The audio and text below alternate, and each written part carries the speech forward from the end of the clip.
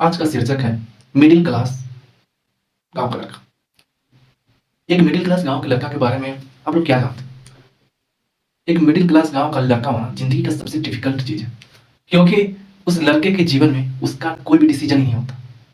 उसके घर परिवार, समाज उस पे चीजें थोपते जाते हैं।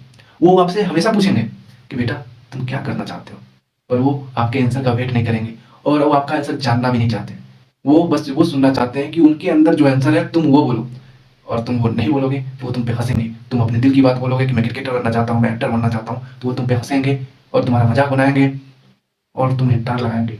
तुम्हें वो अपने अनुसार चीज़ें करवाएँगे और वो हमेशा ये फ़ील करवाएँगे कि हम लोग बहुत मॉडर्न हैं, पर ऐसा कुछ नहीं है। वो हमेशा तुम पे चीज़ें थोपेंगे। वो लड़का जिसके अपने एक ख्वाब हो, इस समाज को कोई लेना देना है। वो अब मैं एक मिडिल क्लास लड़का हूँ, जिसकी मैं जर्नी आपको बताने जा रहा हूँ। पता नहीं आप लोग को कैसे लगेगी, नहीं लगेगी, पर मैं उसकी एकदम शुरुआत से शुरुआत करना चाहता हूँ। शुरू से शुरू करना चाहता हूँ उसकी लाइफ के बारे में। एक 10 साल का, 5 साल का, 7 साल का लड़का होता है, जो कि बहुत चंचल होता है। उसे खेलने, कूदने में बहुत मन लगता है, पर जब भी पढ़ाई की बात आती, उसकी हालत खराब हो जाती। वो ना कभी पढ़ना चाहता था, पर बच्चे बच्चे को तो पेरेंट्स पढ़ाएँगे, पढ़ाने के लिए फ़ोर्स करेंगे, यहाँ तक तो ठीक है। पर उनकी पढ़ाई से ज़्यादा उन्हें खेल में मन लगता था उस बच्चे की। और उस बच्चे की इतनी कंप्लेन रोज़ आते थे, जब उसके पापा घर पे काम करके दिन भर के थके हारे घर पे पहुँचे।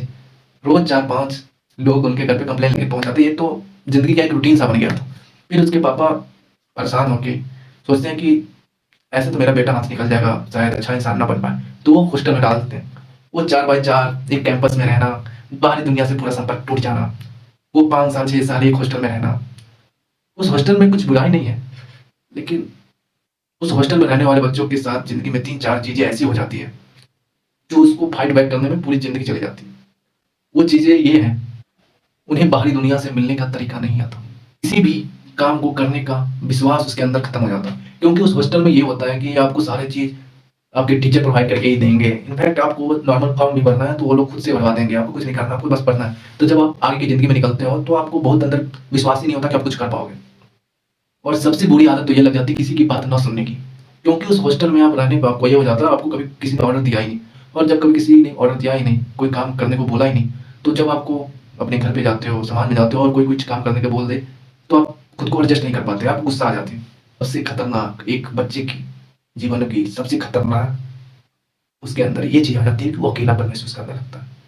वो अपनों के रिश्तों में भी सही ढंग से घुल नहीं पाता।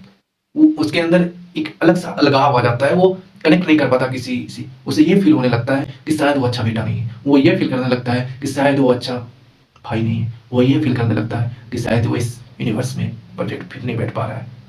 और इतना चीज़ें आपके साथ हो चुकी होती हैं जब तक आप 10th पास कर चुके होते हो। अब ये होता है कि अब तो कभी उस कंपाउंड के बाहर निकले ही नहीं, कभी कोई काम करा ही नहीं। अब आपको होता है कि आपके राज्य की राजधानी में आपको पढ़ने के लिए भेजा जाना होता है, क्योंकि 11th-12th करेंगे। वहाँ पे 11th-12th की तैयारी होगी, अच्छी पढ़ाई होगी। पर कैसे जाएँगे बाबू? क्योंकि उन्हें तो कभी बाहरी दुनिया का पता ही नहीं है। फिर उसके पेरेंट्स उसको ले जाते हैं, वहाँ एडमिशन करवा देते हैं। एडमिशन करवा देते हैं, पर उस बच्चे के साथ दिक्कत ये हो जाती है, वो लाइफ़ को बैलेंस ही नहीं कर पाता। कैसे जो पैसा मिला उसे खर्च करना है, वो खुद में ही परेशान होता है। वो इतना विश्वासहीन हो चुका होता है कि उसे किसी ऑफ़िस में अगर गर्ल्स रिसेप्शनिस्ट है, तो उससे बात करने, उससे इंक्वायरी करने तक नहीं जाता, जिसकी वज़ह से उसके दोस्त बहुत उसका मज़ाक बनाने लगते हैं। ये चीज़ तो मेरे सामने में हुई है। मज़ाक बनाने लगते हैं तो, और लेकिन दोस्तों का तो दोस्त ही होते हैं। तो दोस्त लेकिन आपकी हेल्प भी करते हैं। वो एक दोस्त ऐसा भी था, जो मुझे लेकर गया और वहाँ बैठाया और वो खुद पूछने लगा। एक लड़की थी वो रिसेप्शन पे, उससे सारा इंक्वायरी लिया। फिर आने के बाद मुझे बोला, देखिए ऐसे इंक्वायरी लिया जाता है। पर वो हिम्मत अंदर नहीं आ रही थी मेरे। ऐसे करते-करते समय के साथ 12th बीत गया और पढ़ने में मुझे मन नहीं लग रहा था और मैं पढ़ने में उतना तेज़ भी नहीं था। फिर होता है कि अब 12th खत्म हो गया है, अब ग्रेजुएशन करना। फिर मैं सोचता हूँ जो मैं पढ़ तो पाऊँगा नहीं और मेरे सपने को कोई सपोर्ट करेगा नहीं। तो मैं अपने का रास्ता मैं चोरी से चुन लेता हूँ। पर वो होता ये है कि आपको जब आप चोरी से चुनते हो वो चीज़ें, और उस टाइम पे उतना स्मार्टफ़ोन था भी नहीं, तो आपको लगता है ना, आपको कोई रास्ता ही नहीं पता होता है जो हाँ, मैं अकेले करना क्या है? तो मैंने तो डांस क्लास जॉइन कर लिया। मुझे लगा कि बड़े तो सबसे आसान काम है, बोलना है, आसानी से बोल दूँगा किसी भी चीज़ को। पर नहीं, सबसे ज़रूरी होती है एक्टिंग सीखना, पर वो मैंने सीखी नहीं। फिर भी मैं वीडियो वगैरह बनाने लगा। मेरे चाहने वाले की संख्या बढ़ने लगी, 30, 35, 40। मैं मेरे को इनकम भी आने लगी अच्छी खासी। तभी देश में ऐप बैन होता है और मेरा सारा सिस्टम खत्म। मैं फिर से ज़ीरो हो जाता हूँ। और उस टाइम पे मैं सारी चीज़ें चोरी से कर रहा था। तो मैं किसी और ऐप पे मैं अपने वीडियो वगैरह डालना नहीं चाह रहा था, और जिसकी वजह से ये हुआ कि मेरी कहीं और लोग जुड़ ही नहीं पाए कहीं और उसके साथ मेरा वो एक्टिंग करियर खत्म हो चुका था और मेरा बीसीए भी खत्म हो चुका था, बैचलर डिग्री। अब मैं घर पे आ गया, उस टाइम पे कोरोना भी आ गया। तो मैं उस टाइम पे मैं फिर से वो अपनी बचपन जीने की कोशिश करी, खूब खेला, खूब मज़े किए उस पूरे कोरोना काल में। फिर कोरोना के बाद अब ऐसा हुआ कि अब कुछ तो करना है, तो घर वाले ने बोला एमसीए कर। तो मैं भोपाल में एडमिशन लिया, और ज़िंदगी में सच बताऊँ तो ज़िंदगी में पहली बार मैंने ये सोचा कि अंदर की वो जो डर है किसी से बात करने की, किसी लड़की से बात करने की, उसे खत्म करूँगा, और मैं सबसे बड़ी बात, मैं पढ़ूँगा। और ज़िंदगी भर में मैंने जितना नहीं पढ़ा, जितना मैंने एमसीए में पढ़ने की कोशिश करी और पढ़ी भी। वो अलग बात है कि मेरा कॉन्सेप्ट उस टाइप का नहीं बन पाया जो कि मैं सक्सेसफुल बन पाऊँ टेक्निकल फील्ड में। पर हुआ ये है कि एक चीज़ तो हुई कि मैं लड़कियों से बात करने लगा, थोड़े मेरे को डर खत्म हुए। मेरे को ये लगने लगा कि हाँ, लड़की कोई ऐसा चीज़ नहीं है जिससे आप बात करने जाओ तो थप्पड़ मार दे। पहले बहुत डरता था, फिर बात करने लगा। पर अब जीवन उस मोड़ पे अभी आई है जहाँ पे सो कॉल्ड सक्सेसफुल होने का जो टैग होता है, पैसा, वो मैं कमा नहीं पा रहा हूँ। और फिर से वही फीलिंग आ रही है कि मैं कुछ नहीं कर पाया ना। अच्छा बेटा, नहीं, अच्छा भाई हो। ऐसा लगता है कि इस यूनिवर्स के लिए मैं फिट ही नहीं बैठ रहा हूँ।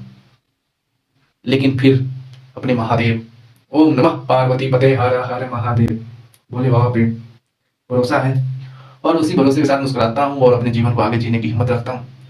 और एक ही बात मेरे को वाजपेयी जी की लाइन याद आती है, और इस लाइन को हमेशा मन में गुनगुनाकर सोचता हूँ कि all is well, all is well. वो लाइन ये है कि मैं रार नहीं ठानूंगा, मैं हार नहीं मानूंगा, मैं रार नहीं ठानूंगा, मैं हार नहीं मानूंगा, काल के कपाल पे लिखता और मिटाता हूँ, मैं गीत नया गाता हूँ, मैं गीत नया गाता हूँ। तो जितने भी मिडिल क्लास गांव के लड़के हैं, थोड़ा भी ये कहानी आपको दिल से कनेक्ट हो, और अगर आपने ये वीडियो यहाँ तक देख लिए हैं, तो बस यही कहना चाहूँगा कि टेंशन नहीं लेना है किसी भी चीज़ का। ये जज़्बा रखना है कि हम होंगे कामयाब एक दिन, अगर कामयाब नहीं भी हुए तो हम एक अच्छे इंसान बन जाएँगे। क्योंकि खुद के लिए खुद का को प्यार करो, दुनिया के लिए नहीं। खुद के लिए जियो और अच्छे से जियो। मैं रार नहीं ठानूँगा, मैं हार नहीं मानूँगा। काल के कपाल पे लिखता और मिटाता हूँ, मैं गीत नया गाता हूँ। धन्यवाद।